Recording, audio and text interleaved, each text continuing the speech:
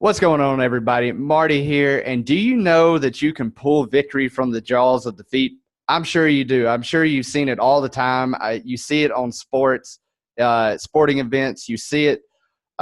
Struggling business just turns around all of a sudden. So absolutely, victory can be pulled from the jaws of defeat. But it can also happen the other way around. You can pull defeat from the jaws of victory. So that reminds me, whenever I was first starting out as an online marketer, I was doing everything possible not to get seen. Now, I don't know about you, but that doesn't really sound like a recipe for success. But at the same time, I wanted to get my message out there. I wanted to get my podcast out there. I wanted to start a podcast because that meant that I could provide for my family and I could be able to do what I wanted when I wanted. I could have the freedom that comes with living the entrepreneurial lifestyle. And it was just something that I knew I needed to do because I was very stuck in my comfort zone. And I was very, very afraid that I was going to get hurt. And, fear is very crippling to your success.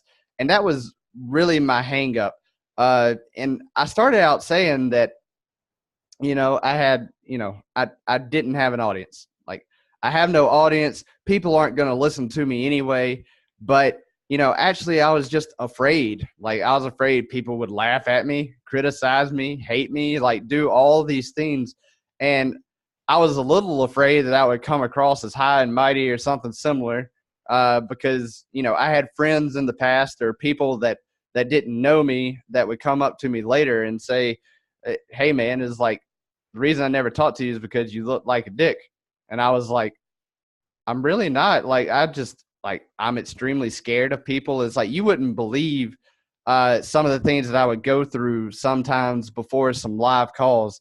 I would, I remember first getting started, like my first Zoom meeting with somebody ever. I spent 15, 20 minutes prior to that Zoom meeting, throwing up in the bathroom because I was so scared of people across the internet. And like, there is a story there, but that is for another day. So I really hated the idea of being on camera, being to where, people could see me, but I couldn't see them. And that's when it really hit me. I was just like, dude, why not just talking to your phone and press record? It's like, you're not on video, you're not live, but you're getting your message out there. Like, why not do that? And so it seemed pretty safe and familiar to me. And it was a step in the right direction, but I still knew that I had a lot of growing to do. I knew it was only a start, but for the time being, the plan was fairly simple. The plan was just to set up an account on Anchor, record a daily podcast, and push the publish button, which I had so much resentment towards, so much fear towards, like, oh my God, here we go, putting myself out there.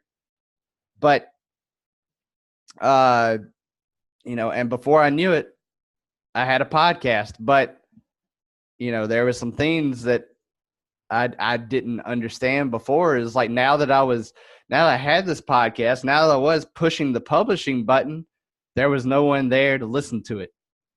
And like, that crushed my soul for a while. Like, I let that eat up at me. And that also meant that I was going to have to step up my game again, because it wasn't just enough to record it in the dark and put it out there in the wild. It's like, you have to go out there and promote it. And thanks to a good buddy of mine named Evans, who showed me just yesterday, like, this awesome organic marketing strategy for your podcast, I knew I wouldn't have to worry about that again.